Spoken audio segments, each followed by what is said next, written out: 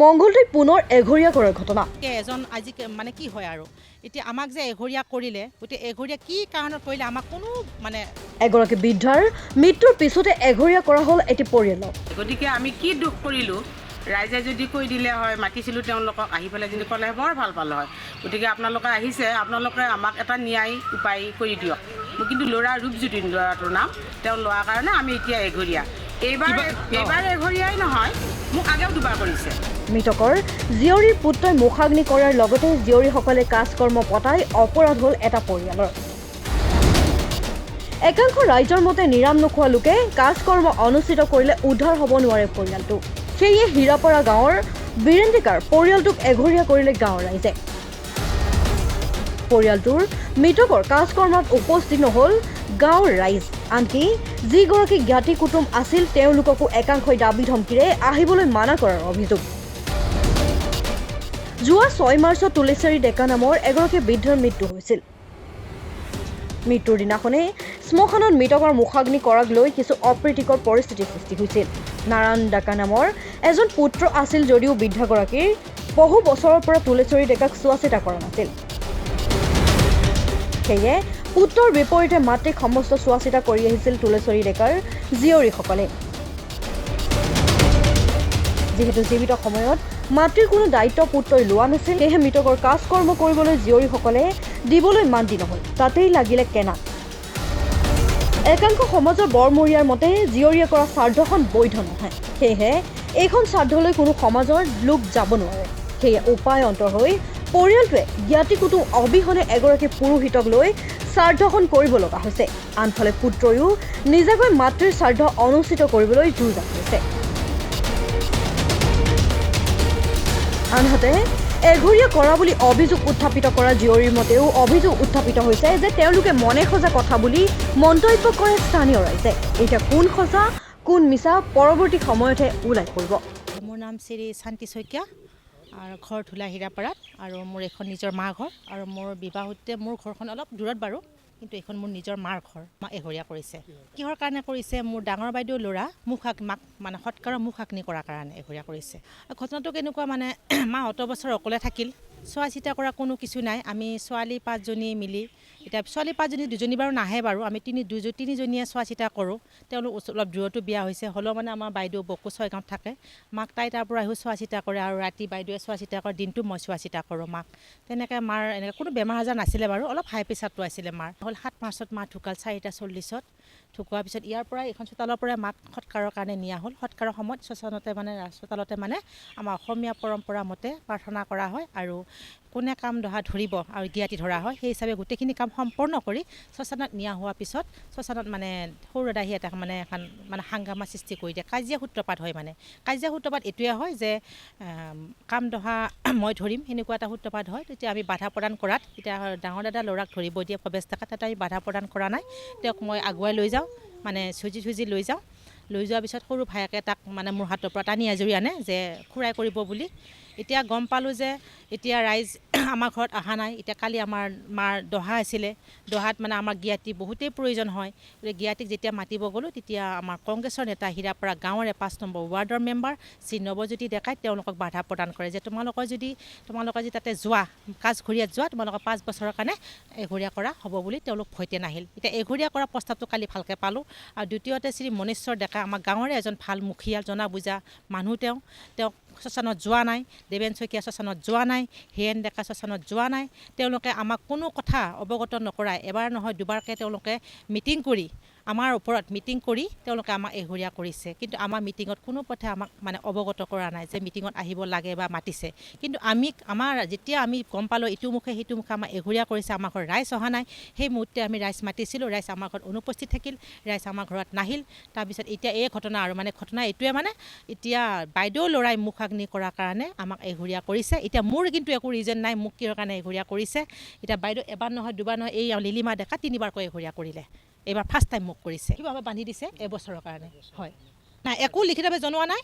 গতিকে যেতিয়া এঘৰীয়া কৰা বুলি মই শুনিছোঁ, মই দেৱেন শইকীয়াৰ ঘৰত গৈছোঁ। তেওঁলোকৰ ঘৰত যাই মই তেওঁক ৰিকুৱেষ্ট কৰিছোঁ মোক এঘৰীয়া কৰা প্ৰমাণ দিয়ক। কোনো প্ৰমাণ নিদিলে। মই গাঁওবুঢ়া অৱগত কৰিছোঁ আৰু আমাৰ কোচ সম্প্ৰদায়ৰ যিটো আমি কোচ সম্প্ৰদায়ৰ কোচ ৰাজবংশী আমি পৰিয়াল, তেওঁলোকৰ মানে ওচৰত ছেক্ৰেটেৰী প্ৰেছিডেণ্ট, ভাইচ প্ৰেছিডেণ্ট, মই তেওঁলোকৰ ঘৰলৈ গৈছোঁ, শাখাটো কাগজ পেলাইছোঁ, তেওঁলোকক কোনো আমাক ন্যায় নিদিলে। গতিকে আমাৰ এতিয়া এটা অসমীয়া পৰম্পৰা আছে, যদি আমি যিমানেই দহা কাম কাজ নকৰোঁ কিয়, আমাৰ শ্মশান বন্ধুকো যদি আমি এসাঁজ খোৱাব নোৱাৰোঁ, আমি কোনো পক্ষে উদ্ধাৰ হ'ব নোৱাৰোঁ। গতিকে আজিকালি মুখাগ্নি কৰা কোনো মানে এইটো নহয় যে চবেই কৰিব পাৰে মুখাগ্নি, কাৰণ যোনে মানে মাক দায়িত্ব পালন কৰিছে। আৰু এইটো এটা কথা যে হ'লেও মই ভৱেশ ডেকাক মই বাধা প্ৰদান কৰা নাই। শ্ৰী ৰূপজ্যোতি ডেকা, মোৰ ডাঙৰ বাইদেউৰ ল'ৰা, মা মৰা আগত তাক কৈছিল যে পাপা তই যদি মই মৰোঁ কিন্তু মুখাগ্নি তুমিয়ে কৰিবি, এই কথাষাৰ তেওঁ মানে কৈ গৈছিল। সেইখিনি তেওঁ মানে মূল্য ৰাখিছে। এটা সামান্য কথাৰ কাৰণে ইমান ডাঙৰ এটা আমাৰ মানসিকভাৱে যাৰ মৃত্যু শ্মশানত আধা অংশ মানুহ গুচি আহে শ্মশানৰ পৰা, তেওঁলোকে কিমান ডাঙৰ এটা ভুল কৰিছে। আৰু যদি ভুল কৰিছে, আমাক তেওঁলোকে কিবা ভুল দেখিছে, আমি ৰাইজ মাতিছোঁ, তেওঁলোকৰ ওচৰত আমি মাফ মাৰ্জনা কৰিম, তেওঁলোকৰ ওচৰত আঁঠু কাঢ়ি দুহাত জুৰি আমাৰ কি ভুল হৈছে, আমাক কি দণ্ড দিয়ে আমি ল'ব প্ৰস্তুত আছিলোঁ। কিন্তু সেই উত্তৰ আমি আমাৰ ঘৰত নিমন্ত্ৰণ দিছিলোঁ, ৰাইজ আমাৰ ঘৰত নাহিলে, আমাৰ অপমান কৰিলে ৰাইজে আমাক। আৰু অতদিন মা অকলে থাকিল, জীয়াই থাকিল, কোনো এটুপি পানী নে বৌয়ে চাব আহিছে, আজি 13 দিন বিচনাত পৰি থাকিল, মৰিব দিনাখন এটা সেৱা সৎকাৰো কাঢ়িব নাহিল। আৰু তেওঁৰ নাতি পুতৰ একাষাৰ আইতা বুলি একাষাৰি মাতো নিদিলে মৰা আগমুহূৰ্তলৈকে। আমাৰ ভাই ককাই দুজন, ডাঙৰ দাদা আজি 1.5 বছৰমান আগতে ঢুকাল, আৰু সৰু দাদা নিজৰ ভাগৰ সম্পত্তি মানে ভাগ কৰি তেওঁ এই হীৰাপাৰা গাঁও ত্যাগ কৰিছে। তেওঁ এবাৰ নহয়, দুবাৰ নহয়, 3বাৰকৈ বিয়া হৈছে। প্ৰথম ঘৈণীয়েকজনী শুৱালকুছিৰ পৰা বিয়া কৰাই এটা ছোৱালী জন্ম পৰা 9 মাহতে তেওঁ নিজৰ ঘৈণীয়েকক নিজে মাৰি পেলায়।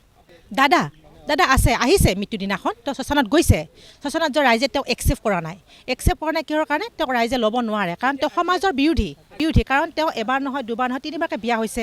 কি জাতি বিয়া কৰাইছে সেইটো ৰাইজে কৈছে, আমি ক'ব নালাগে। তেওঁ ৰাইজক সেইটো মুখাগ্নি কৰিব, ৰাইজেও তেওঁক বাধা প্ৰদান কৰিছে।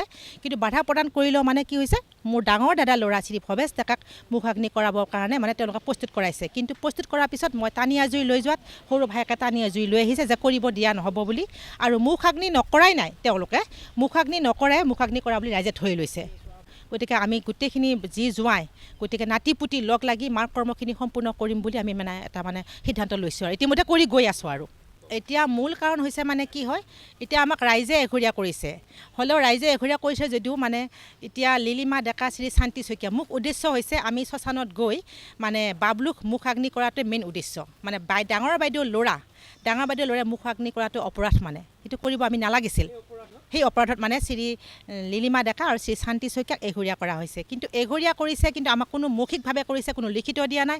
তাৰ উপৰিও আমাৰ কি ভুল হৈছে বুলি ৰাইজক আমি অৱগত কৰোঁ, তেওঁলোকক আমি নিমন্ত্ৰণ কৰোঁ আমাৰ ঘৰলৈকে। গতিকে তেওঁলোক আমাৰ ঘৰত নাহিলে, আমাক অপমান কৰিলে, নাহিলে যেতিয়া। আৰু সেইটোৱে আৰু কথা, মানে এতিয়া ন্যায় বিচাৰোঁ, আমি উচিত ন্যায় বিচাৰোঁ। গতিকে আজি মানে কি হয় আৰু এতিয়া আমাক যে এঘৰীয়া কৰিলে, গতিকে এঘৰীয়া কি কাৰণত কৰিলে আমাক কোনো মানে জাননী দিয়া নাই। আমি প্ৰশাসনৰ ওচৰত মোৰ মাৰ ঘৰ এইখন, মোক মা বিয়া দিছে 3 ঘৰ এৰি নিজ ঘৰত। গতিকে মা ঢুকালে, মা যেতিয়া আছিল তেতিয়া কিন্তু মায়ে বহুত কষ্ট পাইছিল, ইমানে কষ্ট পাইছিল ক'বলগীয়া নাই। মাৰ 5জনী ছোৱালী, 2জনী ল'ৰা, তাৰে এজন ল'ৰা ঢুকাইছে আৰু এজন আছে যদিও সেইটো নাই বুলি ক'ব পাৰি। মাক তাৰমানে বহুত অত্যাচাৰ কৰিছিল। তাৰপিছত এতিয়া মা ঢুকোৱাৰ পিছত মানে মায়ে কৈ থৈ গৈছিল যে বাবলু মোক তুমিয়ে ল'বা কান্ধত, আৰু মুখাগ্নি তুমি কৰিবা, যাকে তাকে ল'ব নিদিবা। মাৰ কথাষাৰ মই ৰাখিলোঁ। গতিকে ৰখাৰ কাৰণে মায়ে কাৰণে মই আজি এঘৰীয়া হ'লোঁ। কি কাৰণত এঘৰীয়া হ'লোঁ মই নাজানো, কিন্তু যিকেইজন মানুহে এঘৰীয়া কৰিলে তেওঁলোক কিন্তু শ্মশানত যোৱা নাই। মুছলিম ল'ৰা এজন আগৰ পৰাই গড়লৈকে আছে, তেওঁলোকে জবাব দিছে যে তেওঁলোকে একো কোৱা নাই আৰু একো হোৱা নাই, গতিকে আপোনালোকে লগ বুলি কৈছে। তাৰ আমি এতিয়া ৰাইজৰ মানুহখিনি মাতিছিলোঁ, তেওঁলোক নহ'লি দহা বা কাম এইবিলাক নহয় বুলি, তেওঁলোক এতিয়ালৈকে অহা নাই। গতিকে আমি কি দুখ কৰিলোঁ, ৰাইজে যদি কৈ দিলে হয়, মাতিছিলোঁ তেওঁলোকক, আহি পেলাই যদি ক'লে বৰ ভাল পালোঁ হয়। গতিকে আপোনালোকে আহিছে, আপোনালোকে আমাক এটা ন্যায় উপায় কৰি দিয়ক। মোৰ কিন্তু ল'ৰা ৰূপজ্যোতি, ল'ৰাটোৰ নাম, তেওঁ লোৱাৰ কাৰণে আমি এতিয়া এঘৰীয়া। এইবাৰ এঘৰীয়াই নহয়, মোক আগেও 2বাৰ কৰিছে। কি কাৰণত কৰিছে, যেতিয়া আমি ৰাইজৰ ওচৰত তামোল পাণ লৈ যাওঁ, এবাৰ মই 2.5 বছৰ আছোঁ, একবাৰ সীমাৰ হকে লাগোতে ৰাইজে সেইটো মোক এনেই অপমান দি কৰিলে, সেইটোত মই এবছৰে বুলি ধৰ থাকিলোঁ। এইবাৰ নেক্সটবাৰ 3 নম্বৰ হ'ল। সহ্য কৰিছোঁ, ৰাইজে 4টা আছোঁ যদি সহ্য কৰিছোঁ। আপোনাক সময় দিছে নেকি এইবাৰ? এইবাৰ এবছৰৰ কাৰণে সময় দিছে। এতিয়া আমি তেওঁলোকক মানুহ দেৱেন শইকীয়া, আমাৰ মনেশ্বৰ ডেকা আৰু হীৰেণ ডেকাৰ কথা তেওঁলোকে যিটো কয় আমাৰ ৰাইজখানে তাৰমানে তেওঁলোকক মানে গাঁও মুৰব্বী বুলি ক'ব তেওঁলোকে মানে তেওঁলোকে আমাৰ